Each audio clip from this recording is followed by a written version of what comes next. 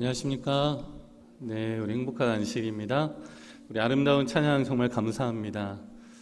이 안식에 하나님께서 우리 하나님의 전에 오신 성도님들 보고 어떤 말씀 하실까 잠깐 제가 뒤에서 눈 감고 생각을 해봤는데 아마 딱 한마디를 하실 것 같아요. 정말 잘 왔어 라고 이야기하실 것 같다라는 생각이 됩니다. 하울링이 많이 생겨서 제가 이걸로 들고 하겠습니다. 네.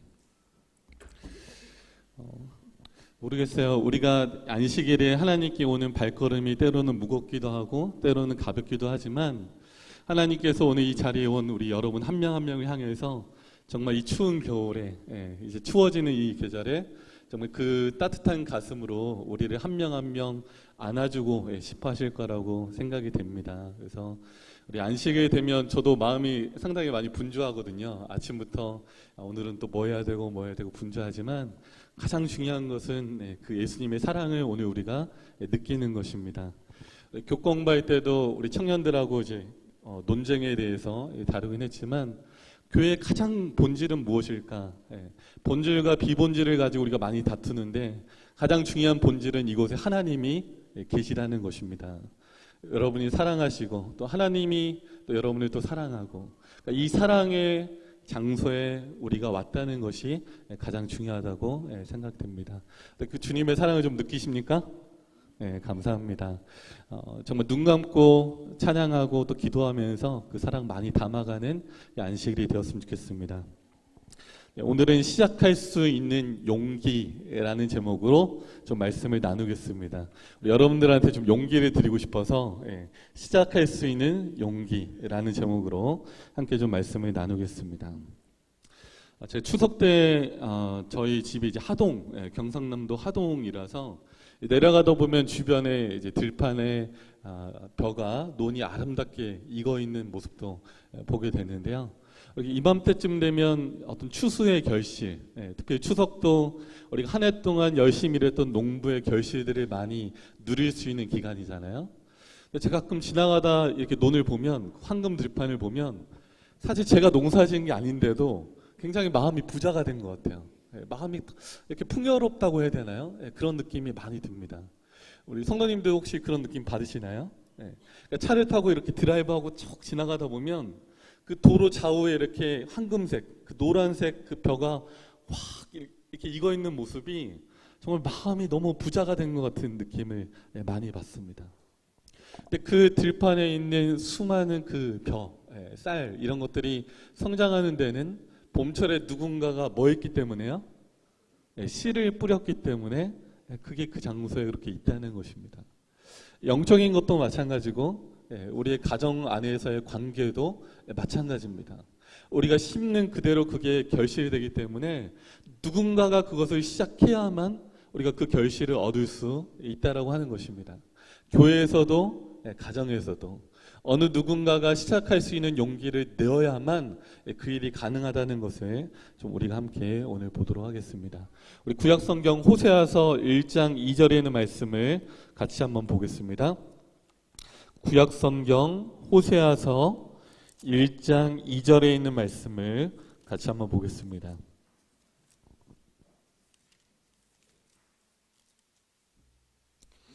구약성경 호세아 1장 2절에 있는 말씀 함께 보겠습니다.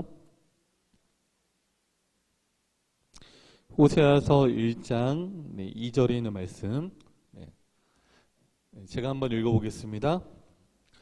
여호와께서 처음 호세아에게 말씀하실 때 여호와께서 호세아에게 이르시되 너는 가서 음란한 여자를 맞이하여 음란한 자식들을 낳으라. 이 나라가 여호와를 떠나 크게 음란함이니라 하시니라.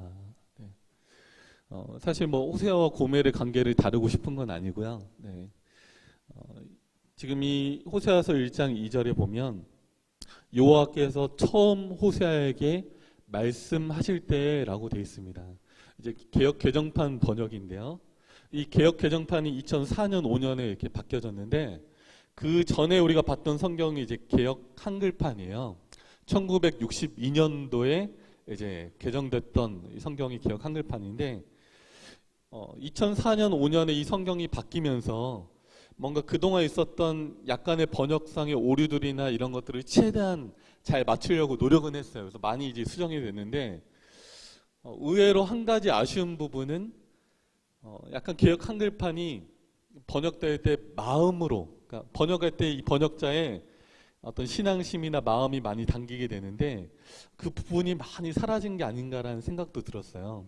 근데 지금 이 성경절을 호세아 1장 2절을 개역 한글판으로 보면 그 시작 부분이 이렇게 되어 있습니다. 여호와께서 비로소 호세아로 말씀하시니라. 어떤 단어가 추가됐죠? 비로소라고 하는 단어. 근데 이 비로소라고 하는 단어가 원래 개역 한글판에 이 개정되기 전에는 굉장히 많이 나왔어요. 비로소 어떻게 되니라. 비로소 하나님께서 말씀하시니라. 근데 이 비로소라는 말이 대체 어떤 단어일까? 영어 성경에는 사실은 begin이라고 하는 시작하다라는 말밖에 없기 때문에 이걸 한글로 번역할 때 비로소라고 번역해야 된다라는 어떤 정확한 규칙은 없어요. 그러니까 이 단어를 꼭 이렇게 넣어야 된다라는 건 없습니다. 그러니까 아마도 그래서 그런지 개역 개정판으로 바꿀 때 이 비로소라는 말을 다 뺀 것 같아요. 다 빼고 여기다 그냥 어떻게 넣었죠? 여호와께서 처음 호세아에게 말씀하실 때, 그냥 begin이라는 단어를 시작하다라는 뜻이기 때문에 이렇게 번역했다는 것입니다. 저는 이 비로소라는 말 속에 어떤 하나님의 심정이 이 안에 많이 녹아 있다고 생각이 됩니다. 국어 사전을 보면 이 비로소라는 말은 이렇게 좀 적혀 있습니다. 어느 한 시점을 기준으로 해서 그 전까지는 이루어지지 않았던 사건이나 상태가 이제는 이루어지거나 변하기 시작함을 나타내는 말. 예를 들면 이야기를 듣고 비로소 오해가 풀렸다. 좀 답답함이 풀리나요? 이야기를 듣고 비로소 뭐가 풀렸다고요? 오해가 풀렸다. 또 다른 예는 이 국어사전에 이렇게 되어 있습니다. 아들은 아버지의 뜻을 비로소 알게 되었다. 좀 좋은 단어인가요? 네. 제가 봐도 이 단어가 이게 사실은 우리나라만 가지고 있는 단어잖아요. 이 영어로도 도무지 이 어감을 살릴 수가 없거든요. 이 한국어 비로소라는 이 어감은 우리나라 사람들만 딱 가는 그런 느낌이에요. 그러니까 이걸 영어로 번역하라 그러면 번역할 수 있는 단어가 없어요. 그러니까 우리 한국 사람만이 느낄 수 있는 이 어감. 뭔가 답답했다가 그 답답한 어떤 상태가 풀어졌을 때 비로소 이게 이렇게 됐다라는 그러니까 이 어감이 개역 한글판에는 잘 설명이 되어 있다라고 하는 것입니다. 그래서 이 비로소라고 하는 단어는 어떤 상태나 국면이 전환됐을 때 그것이 어떤 새로운 시작을 암시하게 될 때 이 성경을 번역했던 사람들이 사용했던 단어라는 것입니다. 뭔가 해결되지 않았던 무언가가 답답했던 무언가가 풀려졌을 때 이 성경을 번역했던 사람들이 이 비로소라는 단어를 여기 넣으면 좋겠다라고 생각을 했다는 것입니다. 제가 그래서 개역 한글판에 비로소라고 하는 단어가 사용된 구절들을 좀 몇 구절 제가 읽어드리겠습니다. 창세기 4장 26절 셋도 아들을 낳고 그 이름을 에노스라 하였으며 그때의 사람들이 비로소 여호와의 이름을 불렀더라. 신명기 2장 31절 때에 여호와께서 내게 이르시되 내가 비로소 시온과 그 땅을 내게 붙이노니 너는 이제부터 그 땅을 기업으로 삼으라 하시더니 사사기 13장 24절 25절 여인이 아들을 낳음에 이름을 삼손이라 하니라 아이가 자라매 여호와께서 그에게 복을 주시더니 소라와 에스다올 사이 마하네단에서 여호와의 신이 비로소 그에게 감동하시니라. 역대하 34장 3절입니다. 오히려 어렸을 때 곧 위에 있은 지 8년에 그 조상 다윗의 하나님을 비로소 구하고 그 12년에 유다와 예루살렘을 비로소 성결케 하여 그 산당과 그 아세라 목상들과 그 아로새긴 우상들과 부어 만든 우상들을 제하여 버리매. 그리고 호세아서 1장 2절은 아까 읽었고요. 마태복음 4장 17절입니다. 이때로부터 예수께서 비로소 전파하여 가라사대 회개하라 천국이 가까웠느니라 하시더라. 마태복음 16장 21절 이때로부터 예수 그리스도께서 자기가 예루살렘에 올라가 장로들과 대제사장들과 서기관들에게 많은 고난을 받고 죽음을 당하고 제3일에 살아나 할 것을 비로소 저희에게 가르치시더라. 네. 이제 마지막입니다. 사도행전 11장 26절 만남에 안디옥에 데리고 와서 둘이 교회에 1년간 모여 있어 큰 무리를 가르쳤고 제자들이 안디옥에서 비로소 그리스도인이라 일컬음을 받게 되었더라. 좀 많이 나오나요? 예. 제가 이 단어를 볼 때마다 막 속이 막 풀리는 거예요. 예. 야, 정말 시원하다. 예. 그동안 답답했던 건 누구도 우상을 치우지 않았는데 예. 그전에 어느 누구도 이 성전 안에 들어있는 우상을 아무도 치우지 않고 바알과 아사라의 목상들을 그대로 두었는데 어느 왕이 탁 나타나서 예. 야, 하나님께 찬양하고 신앙하는 마음으로 그 우상을 비로소 어떻게 했다고요?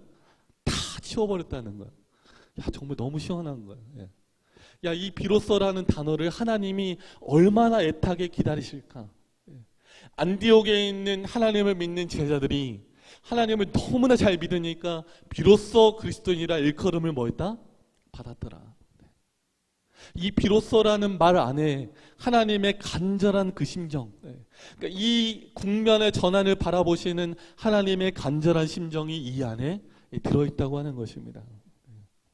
제가 오늘 이 설교를 준비하면서 우리 밀락교회도 우리 교회에도 어떤 국면의 전환이 좀 있었으면 좋겠다는 마음이 간절합니다. 그러니까 우리 교회에도 이 어떤 교회 전체적인 흐름이 있잖아요. 근데 이 흐름 안에서 어떤 한 개인이 그 흐름을 바꾸기가 굉장히 어렵습니다. 근데 그 흐름을 바꾸기 위해서는 서로 마음을 모으고 뜻을 모아야 그 국면을 전환할 수 있는데 우리 밀락교회도 그런 의미에서 그런 영적인 전환점을 만들었으면 하는 생각이 들어요. 사실 지금 이제 뭐 가을이니까 뭔가 시작할 수 있는 이 설교는 사실 안 맞을 수 있어요.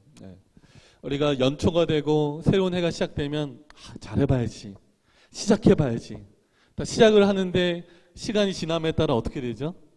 늘 해왔던 대로 하다 보면 잘 안 됩니다. 잘 안 돼서 대부분 포기하고 이맘때쯤 되면 시간이 지나는 것을 그냥 바라보는 그런 시기가 되는 것 같아요. 어쩌면 우리도 그런 함정에 많이 빠지게 되는 것 같습니다. 연초에 딱 안교장 딱 맡으면 어떻게 하죠? 야, 올해는 안교 어떻게 하지? 막 마음으로 여러 가지 것을 생각했다가 10월, 11월쯤 되면은 이제 다음 사람 누구한테 이제 넘길까? 이런 고민들이 이제 찾아오는 시기가 바로 이 시기인 것 같아요. 저는 근데 좀 우리 성도님들한테 도전하고 싶은 것은 우리가 이런 시기에 우리의 영적인 이 추수의 현황을 봤을 때 우리가 마땅히 얻어야 될 그런 결과들이 지금 우리에게 없다면 우리가 하나님 안에서 정말 이거 추수하게 되는 그런 밭과 아름다운 과실들이 없다면 그런 열매들이 신앙의 열매들이 우리 안에 없다면 바로 이 시간이 우리가 다시 한번 시작할 수 있는 다시 한번 도전할 수 있는 그런 시간이 되기를 간절히 바라는 것입니다. 그래서 오늘 이 시간 우리가 함께 결심하면서 하나님께서 원하시는 이 비로소라고 하는 순간을 우리가 좀 만들어가면 어떨까라는 생각을 해보는 것입니다. 시대소망 269페이지에는 이런 말씀이 있습니다. 그리스도께서는 사람들 가운데 있을 대표자로서 타락하지 않은 천사들을 선택하지 않으시고 인간 곧 그들이 구원하고자 하는 자들과 같은 성정을 가진 사람들을 선택하신다. 거의 참을 수 없는 열성을 가지고 천사들은 우리의 협력을 기다리는데 이는 사람과 교통하는 통로는 사람이어야 하기 때문이다. 천사들이 발을 동동 구르면서 뭘 기다린다고요? 자기들과 함께 일할 수 있는 사람. 좀 이 중에 누군가가 다 잠자고 있는 게 아니라 이 중에 누군가가 좀 일어나서 같이 협력해서 일했으면 좋겠는데 아무도 그 일을 안 한다고 하는 것입니다. 그러니까 천사들이 정말 참을 수 없는 열성을 가지고 그런 사람들이 나타나기를 기다리고 있다는 것입니다. 우리 한 사람, 그 천사들과 협력해서 일할 수 있는 그 한 사람이 바로 우리 여러분들이 되기를 간절히 기도합니다. 우리 혹시 마중물에 대해서 들어보셨나요? 마중물. 마중물에 대한 이야기 저도 이제 예전에 책에서 이렇게 봤는데, 지금은 그렇지 않지만 예전에는 이렇게 물 펌프를 썼잖아요, 그렇죠? 그러니까 이거를 물 한 바가지 붓고 막 여러 번 이렇게 당겨야 밑에 있는 그 땅속 깊은데 있는 물을 끌어올릴 수 있는 겁니다. 제가 근데 우리나라에서는 이걸 전혀 보질 못했어요. 어디 아마 민속촌에 가야 이제 볼 수 있지 않을까라는 생각이 드는데, 제가 한 3년 전에 인도에 가니까 이 펌프를 지금도 쓰더라고요. 그러니까 가난한 시골 마을에 가면 이 펌프를 가지고 물을 길어가지고 집에 와서 그걸 가지고 빨래도 하고 씻기도 하고 이렇게 다 사용하는 걸 봤어요. 그러니까 상수도가 아직도 들어오지 않아서. 아침에 제가 이제 한참 자고 있는데 이 창밖에서 이제 퍽퍽 소리가 막 들려요. 무슨 소린가 이제 누가 막 사람을 때리나 싶어가지고 나가 보니까 밖에서 우리 여자분들이 아침부터 뭐 하고 있어요? 예, 아시네요. 빨래를 하고 있는 거예요. 빨래를 어떻게 하냐면 큰 넓적한 돌판에다가 이거를 막 맺히기를 하는 거예요. 위에서부터 퍽퍽 내리쳐가지고 제가 볼 때 빨래 하나당 이거를 한 100번은 하는 것 같아요. 그렇게 하니까 좀 빨래가 깨끗해지는 것 같기는 하더라고요. 근데 뒷날 며칠 지나고 나서 저희한테도 빨래를 다 달라고 하시더라고요. 와이셔츠랑 막 옷이랑 다 막혔는데 이걸 얼마나 내셨던지 옷감이 다 상해가지고 이렇게 돌아왔는데 보니까 하얘지긴 하얘졌어요. 근데 야, 이걸 얼마나 했길래 이렇게 됐나라는 생각이 들 정도로 이렇게 하는 걸 제가 봤습니다. 시골에서 그 물을 깃기 위해서, 그러니까 마을에 이 펌프 자체도 몇 개가 안 되더라고요.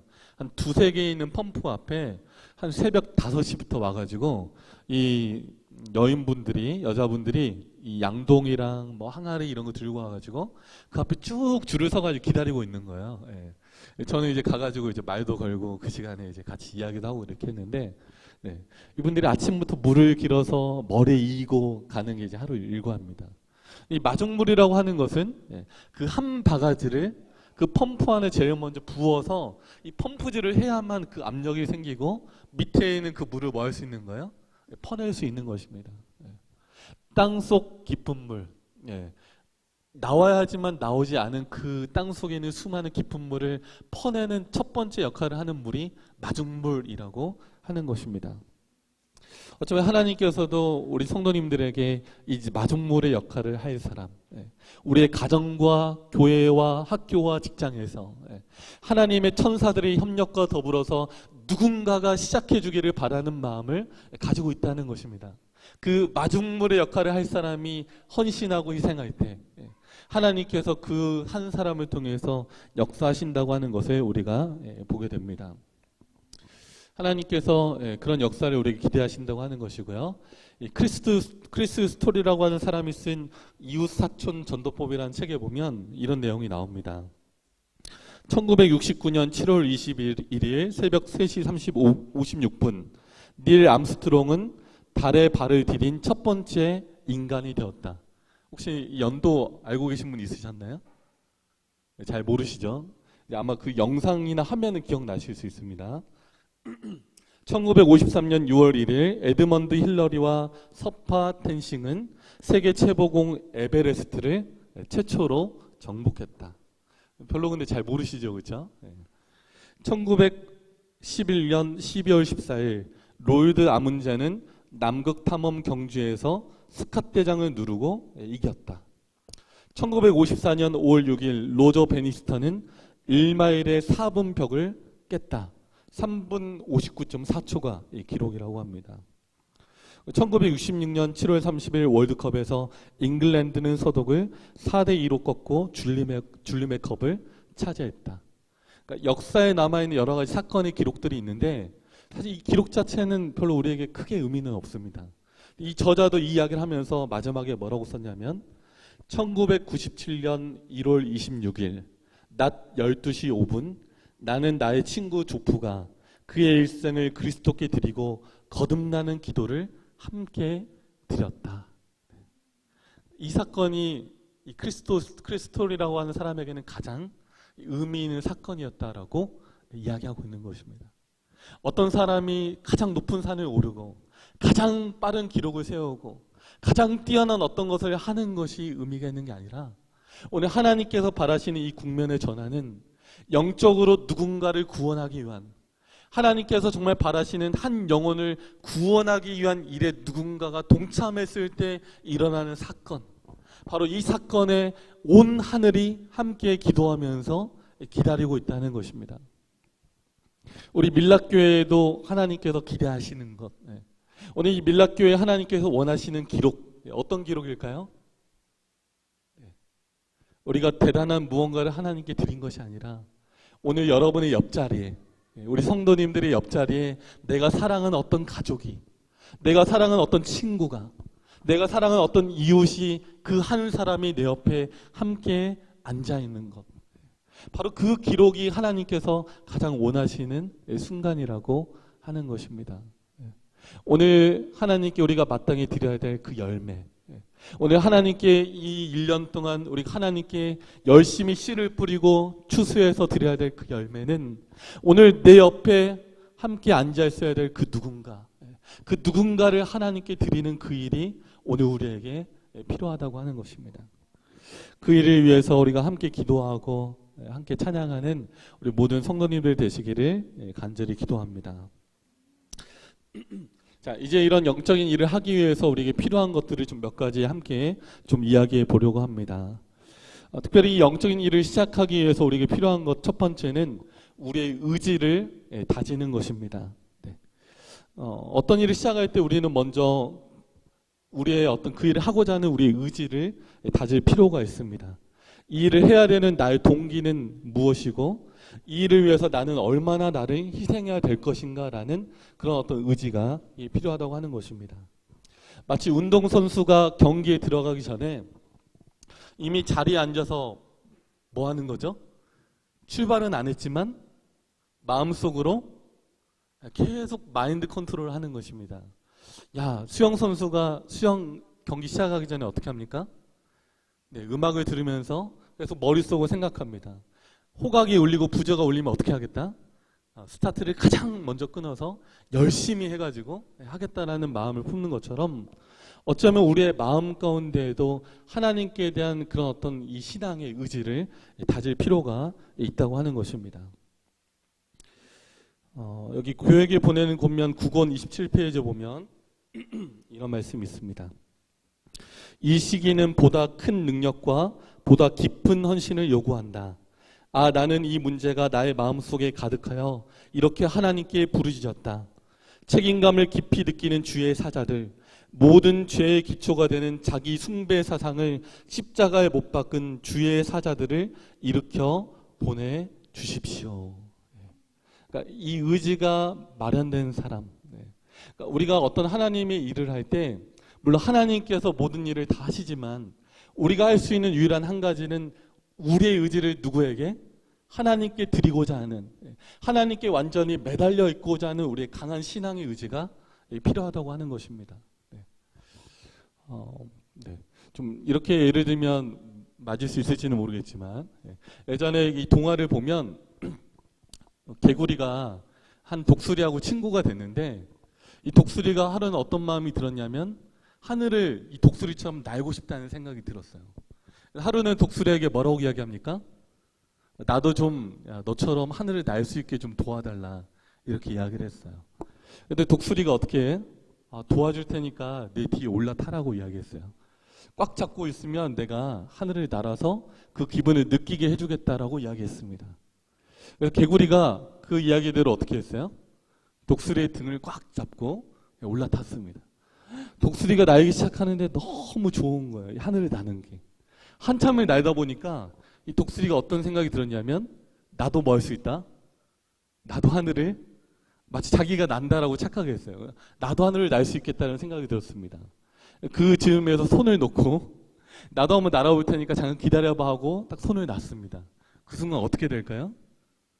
네, 자유낙하하는 거죠. 막 떨어져서 죽는 것입니다. 네, 똑같아요. 영적인 일을 하는 것은 분명 우리 힘으로 불가능하고 하나님께서 하시는 일이고 구원도 마찬가지고 신앙도 마찬가지예요. 그러나 우리가 해야 되는 일은 무엇이죠? 하나님께 매달려 있고자 하는 우리의 의지. 왜냐하면 사단은 이 의지를 순간순간 시험하고 흔들기 때문에 우리가 영적인 일을 하고자 시작하고 마음을 먹는다고 해도 잘 되지 않는 이유가 무엇 때문에 그래요? 우리의 이 의지를 사단이 꺾어놓기 때문에 그렇다고 하는 것입니다. 그래서 우리가 무언가를 시작할 때 가장 먼저 해야 될 일은 하나님께 매달려 있고자 하는 우리의 의지, 하나님을 정말 찾고자 하는 이 의지를 잘 다질 필요가 있다고 하는 것입니다. 특별히 화요일, 금요일, 안식일 예배는 우리가 이 신앙의 의지를 다질 수 있는 좋은 시간이라고 생각이 됩니다. 우리의 의지를 점검하고 세우는 그 시간을 우리가 놓치지 않기를 간절히 기도합니다. 특별히 설교를 하다 보면 제가 이 설교를 마칠 때 이 설교를 마치겠습니다라고 말하기 좀 싫을 때가 가끔 있어요. 그 이유는 무엇이냐면 설교를 마치겠습니다라고 하면 대다수 사람들이 어떻게 생각하죠? 그 설교가 여기서 끝난다라고 생각할 시간이 많이 있다는 것입니다.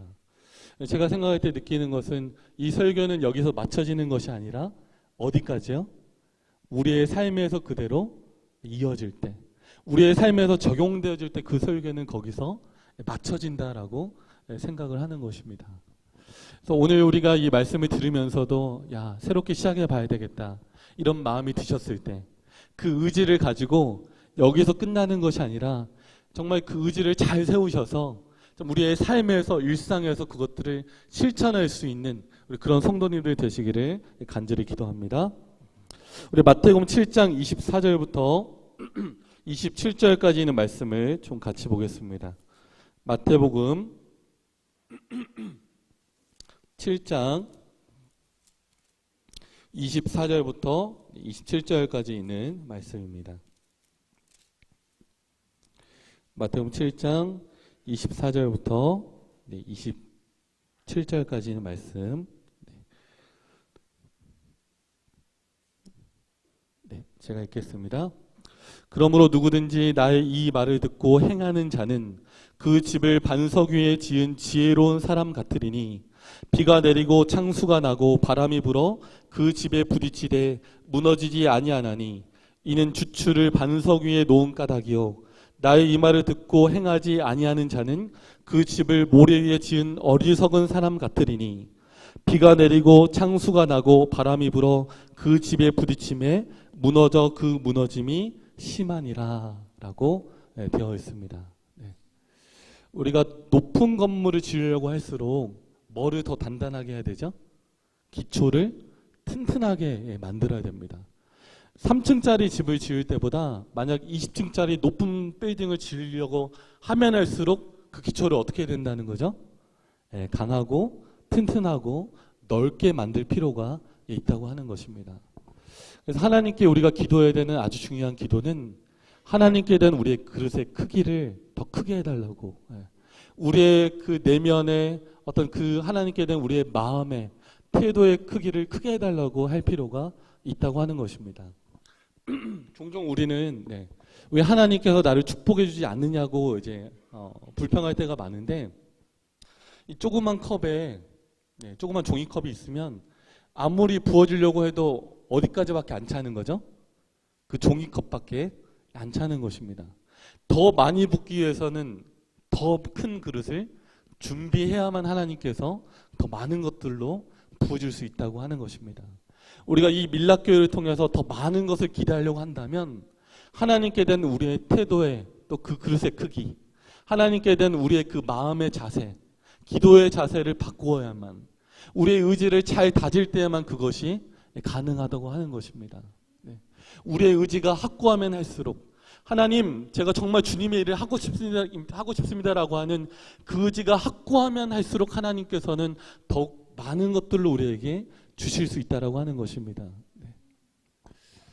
그래서 지금 이 10월달 어쩌면 2017년이 맞춰가는 이 즈음에 우리의 의지를 다시 한번 세워서 이제 뭐 올해도 다 지나가니까 이제 뭐 하겠어라는 마음보다는 우리의 의지를 다시 세우게 되면 그 의지만큼 하나님께서 주실 수 있다고 하는 것입니다. 우리가 하나님께 기대하고 기도하는 만큼 우리의 그 그릇의 크기를 충분히 준비하고 하나님 우리가 준비됐으니까 하나님 이제 부어주십시오라고 기도하게 되면 그 그릇의 크기만큼 하나님께서 주신다고 하는 것입니다. 그런 놀라운 기적의 경험을 그 기도의 역사를 우리가 누리게 되기를 간절히 바랍니다. 네. 그리고 두 번째 우리가 어떤 일을 시작할 때 필요한 것은 분명한 비전을 갖는 것입니다. 내 시야로 무언가를 판단하는 것이 아니라 하나님의 안목으로 그 문제를 바라보는 것이 필요한 것입니다. 마음속에 분명한 그림을 그리는 것이 필요합니다. 특별히 내가 원하는 모습, 우리 가정이 이렇게 바뀌어지면 좋겠다. 또는 우리의 교회가 이런 모습으로 바뀌면 좋겠다라는 분명한 그림을 가지고 있으면 있을수록 그 그림을 가지고 기도할 때 하나님께서 우리의 가정을 또 교회를 바꿀 수 있다는 것입니다. 우리 요한복음 4장 35절 말씀 함께 좀 보겠습니다. 요한복음 4장 35절입니다.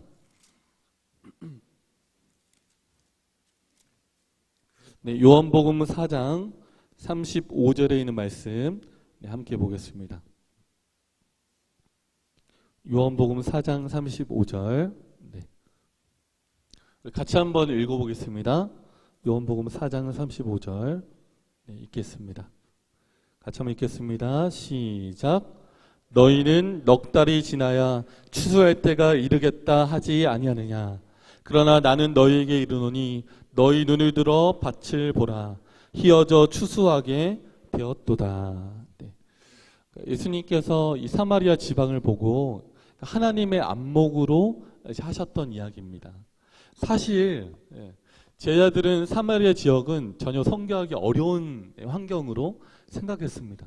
그러니까 그들이 이 장소에는 어느 누구도 회심자를 얻을 수 없을 거라고 생각했는데 하나님께서는 예수님께서는 그 시간에 단 한 명의 영혼을 위해서 노력하셨는데 그 사람이 누구였죠? 그 우물가에 찾아왔던 사마리아 여인 한 사람이었어요. 근데 그 한 사람의 회심을 보고 예수님께서는 말씀하시기를 뭐라고 말씀하신 것입니까? 이미 희어져 뭐하게 되었다? 추수하게 되었다. 지금 정확하게 보면 사실 한 사람이거든요. 지금 현실로 봤을 때는 단 한 사람이 그곳에 있는데도 불구하고 예수님께서는 영적인 안목을 가지고 이 사마리아 지방이 이 한 여인을 통해서 하나님께 돌아올 수 있음을 보셨다는 것입니다. 실제로 그 여인이 회심하게 된 그 시점에서 여인이 동네에 가자마자 누구를 데려오게 됐죠? 그 동네에 있는 모든 사람들을 자신이 예수님을 만났던 경험을 소개하고 이야기했을 때 그 순간 예수님과 제자들이 있는 그 장소에 여러 동네 사람들이 함께 와서 예수님의 말씀을 듣는 역사의 결과가 요한복음 4장 후반부에 언급이 되고 있다는 것입니다. 우리는 어떤 일을 볼 때 야, 저 장소에는 지금 아무것도 없는데 내가 무엇을 할 수 있을까라고 생각했지만 그 한 사람을 위해서 예수님께서 노력했을 때 그 한 사람을 통해서 어떻게 됐다는 것입니까? 수많은 사람들이 올 수 있음을 예수님은 영적인 안목으로 이미 보셨다고 하는 것입니다. 오늘 우리도 그런 영적인 안목이 필요하다고 하는 것입니다. 지금 당장은 어느 누구도 이걸 안 하는 것처럼 보이고 우리 교회가 전혀 어떤 변화가 일어날 것 같지 않다는 그 어두운 안목이 우리의 마음을 사로잡고 있을 때에도 내가 과연 하는 일이 과연 얼마만큼의 효과가 있을까라는 그런 부정적인 마음이 차지할 때에도 내가 이걸 할까 말까라는 그 생각이 들 때 그 한 사람을 통해서 정말 엄청난 결과가 일어날 수 있다라는 그 안목, 그 비전의 안목을 우리도 소유하는 것이 필요하다고 하는 것입니다. 한국 선교의 초창기에 개신교 선교사로 왔던 언더우드 선교사가 이런 기도문을 남긴 적이 있습니다.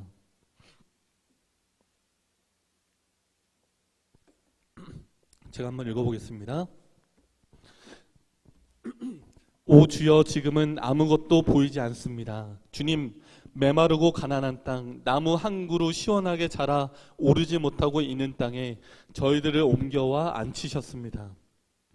그 넓고 넓은 태평양을 어떻게 건너왔는지 그 사실이 기적입니다. 주께서 붙잡아 뚝 떨어뜨려 놓으신 듯한 이곳, 지금은 아무것도 보이지 않습니다. 보이는 것은 고집스럽게 얼룩진 어둠뿐입니다. 어둠과 가난과 인습에 묶여있는 조선 사람뿐입니다. 고통을 고통인 줄 모르는 자에게 고통을 벗겨주겠다고 하면 의심부터 하고 화부터 냅니다. 조선 남자들의 속셈이 보이지 않습니다. 이 나라 조정의 내심도 보이지 않습니다. 가마를 타고 다니는 여자들을 영영 볼 기회가 없으면 어찌하나 합니다. 조선의 마음이 보이질 않습니다. 그리고 제가 해야 할 일이 보이지 않습니다. 그러나 주님 순종하겠습니다. 겸손하게 순종할 때 주께서 일을 시작하시고 그 하시는 일을 우리들의 영적인 눈이 볼 수 있는 날이 있을 줄 믿습니다. 믿음은 바라는 것들의 실상이요 보지 못하는 것들의 증거니라고 하신 말씀을 따라 조선의 믿음의 앞날을 볼 수 있게 될 것을 믿습니다. 지금은 우리가 서양 귀신, 양귀자라고 손가락질을 받고 있사오나 저희들이 우리 영혼과 하나인 것을 알고 하늘나라의 한 백성, 한 자녀임을 깨닫고 눈물로 기뻐할 날이 있음을 믿습니다. 학교도 없고 그저 경계와 의심과 멸시와 천대만이 가득한 곳이지만 이곳이 머지않아 은총의 땅이 되리라는 것을 믿습니다. 오직 제 믿음을 지켜주소서. 이게 누구 기도문이라고요? 초창기 때 우리나라에 선교사로 왔던 언더우드 선교사의 기도문입니다. 지금도 우리 마포 쪽에 있는 양화진이라는 선교사 묘역에 가면 수많은 선교사들이 이름도 없이 그 장소에 묻혀 있는 것을 볼 수 있습니다. 그 선교사 묘지가 그 장소에 형성된 이유 중에 하나도 원래는 그 장소가 옛날에는 사대문 밖이었다고 합니다. 사대문 안에는 묘지를 쓸 수 없으니 어디다 쓴 것입니까? 사대문 밖에 그 마포 나루터 있는 그 장소 옆에다가 선교사들을 매장하고 묻어놓은 장소가 양화진 선교사 묘역입니다. 근데 연도도 선교사의 기도만 보아도 초창기 우리나라의 전도가 정말 쉽지 않았다는 것을 보게 됩니다. 여자들은 어떻게 하고 다닌다고요? 다 뭘 타고 다녀요? 가마를 타고 다니는데 항상 얼굴을 뭐 하고 다닙니까? 가리고 다니고 이렇게 쓰고 다니니까 얼굴 한번 볼 기회가 없으니 어떻게 전도를 하겠냐라고 하는 거죠. 남자들은 이야기를 해봐도 도통 속셈이 보이질 않는다는 거예요. 제가 예전에도 우리 충청도 지방에 전도회를 가면 충청도 사람들이 제일 힘들더라고요. 이렇게 사람들은 되게 좋아서 제가 무슨 이렇게 이야기를 하면 좋네요, 그러네요 이렇게 하다가 어떻게 그러면 하나님 믿고 교회 다니시겠습니까? 그러면 아니요. 이렇게 한마디로 완전히 딱 끝나는 거예요. 기운이 딱 빠질 때가 되게 많았는데 되게 잘 하는 것 같다가 마지막에 아니요 이 한마디면 다 끝나더라고요. 그러니까 어떤 언더우드 선교사도 초창기 때 이런 마음을 많이 느꼈다는 것입니다. 어쩌면 지금 이 시대도 마찬가지인 것 같아요. 누구 한 사람 만나기 쉽지 않고 전도지 한 장 주기가 쉽지 않고 그 사람에게 하나님의 복음을 전달하는 게 때로는 오해받을 때도 많지만 우리가 그 일을 시작할 때 그 한 사람을 통해서 그 사람의 가족 그리고 그 사람을 통한 여러 사람들이 구원받을 수 있다는 그 비전을 우리가 분명하게 가질 필요가 있다고 하는 것입니다. 그리고 마지막 하나만 제가 말씀드리고 오늘 설교를 이제 마쳐야 될 것 같습니다. 우리 마지막으로 필요한 것은 바로 추진력이라고 하는 것입니다. 우리 첫 번째는 뭐였죠? 우리의 의지. 두 번째는 우리의 비전. 세 번째는 추진력입니다. 추진력은 지속하는 힘이라고도 할 수 있습니다. 어떤 일을 시작함에 있어서 그 일이 쉽지 않은 것은 관성의 법칙이 있기 때문에 그런데 이 관성의 법칙은 여러분 아시는 것처럼 어떤 물체가 그 장소에 있으면 그 장소에 그대로 있으려고 하는 힘입니다. 그 관성의 힘을 넘겨서는 힘이 작용해야만 그 물체가 움직이게 된다는 것입니다. 근데 정말 신기한 것은 한 물체가 움직이기 시작하면 그 다음에는 그 힘 힘만큼이 아니더라도 조금만 힘을 줘도 계속 움직일 수 있다고 하는 거죠. 그러니까 처음에 시작할 때가 가장 어렵습니다. 어떤 일을 시작할 때 그 일을 그대로 이렇게 멈추고자 하는 그 관성을 넘어서는 힘을 주어야 되는데 그 추진력이 우리에게 없기 때문에 어떤 일이 시작되지도 않고 추진되지도 않는다는 것입니다. 우리가 어떤 일을 하고자 하면 대부분의 듣는 이야기는 야 원래 안 그랬는데 왜 갑자기 그런 거 하는 거야? 라고 하는 말입니다. 우리 예를 들어서 우리 집사님이 갑자기 딱 마음을 먹고 우리 가족 예배를 시작해야 되겠다. 아침 예배를 꼭 해야 되겠다. 마음 먹고 시작을 하려고 우리 가족들에게 아침에 다 모여. 우리 교회 진안 보고 아침 예배 시작하자. 그럼 우리 아이들이 제일 먼저 하는 말은 뭐예요? 엄마 갑자기 왜 그래요? 우리 안 하던 일을 꼭 하려고 해요? 라고 한다는 것입니다. 그 관성의 힘을 넘지 않으면 어떤 일도 절대로 시작되지 않는다고 하는 것입니다. 그러니까 이 관성의 법칙, 어떤 일이 그대로 있으려고 하는 그 힘을 넘어서는 그 추진력을 하고자 하는 마음이 있을 때, 한 번 해서 안 되네라고 했을 때 그대로 놓는 게 아니라 야, 더 힘을 줘서 두 번, 세 번 지속하고 시도하고 노력할 때 어떤 일이 시작될 수 있다고 하는 것입니다. 그래서 우리 성도님들이 영적인 일을 할 때는 아마 더 힘들 겁니다. 사단이 그 일을 방해하기도 하고 또 우리 어떤 구성원들이 그 일에 대해서 찬성하지 않을 때 그럼 별로 안 하고 싶은데요 라고 했을 때 그 힘을 넘어서는 간성, 우리 엄마들이 자녀를 대할 때 아마 가장 힘드실 거예요. 그러나 우리 자녀들에게 한 번 이야기해서 안 되면 어떻게 설득을 하든지 간에 우리 한번 해볼까? 이 말을 계속 하셔서 우리 한 번만 해보자. 이렇게 하게 되면 처음 한 번에 그 간성의 법칙을 이겨내고 나면 두 번째, 세 번째는 그 힘을 받아서 더 쉽게 할 수 있다는 것을 우리가 알게 되는 것입니다. 우리 연예인 중에 시영과 정혜영 부부가 있는데 이 부부는 굉장히 아주 모범적인 부부입니다. 봉사를 참 많이 하는 부부예요. 이 부부가 1년에 하루 바포 목사님, 최일도 목사님을 찾아가서 청량리에 가서 하루는 점심 식사 봉사를 합니다. 자기들이 모은 돈을 가지고 가서 그 돈을 제공해서 식사를 우리 그 노숙자들을 위해서 봉사를 하는 그 봉사를 해요. 근데 그 봉사를 하는 일을 어떻게 하냐면 날마다 10,000원씩을 저축하는 것입니다. 그 10,000원을 모아서 1년이 되면 얼마가 모이죠? 365만 원. 그러니까 이 365만 원을 가지고 가서 하루 한 끼 점심 식사를 제공하는 것입니다. 근데 이 일을 지금 몇 년째 하고 있냐면 9년째 하고 있어요. 거의 우리 사랑교회하고도 비슷하죠, 그렇죠? 그러니까 이 9년째 하고 있는데 처음에는 이 일이 쉽지 않았어요. 근데 나중에 지나고 나면 내가 이 일을 어떻게 했을까라고 생각이 될 정도로 엄청난 일을 하게 된다는 것입니다. 그런데 그 일의 시작은 날마다 하루하루 지속되는 그 걸음이 있었기 때문에 가능했다는 것입니다. 누군가는 그 일을 시작했기 때문에 그 일의 결과를 언젠가 그 결실을 얻게 된다는 것입니다. 오늘 우리 교회와 가정에서 누군가가 정말 이 마중물의 역할, 비로소라고 하는 그 영적인 전환점을 만들어내기 위해서 누군가가 결심하게 되시면 참 좋을 것 같아요. 그 사람이 바로 다른 사람이 아니라 여러분 자신이 되었으면 제일 좋겠습니다. 우리 교회가 그 한 사람을 통해서 정말 영적인 열매들을 많이 얻게 되는 그런 결과가 있기를 바라면서 오늘 말씀을 마치겠습니다.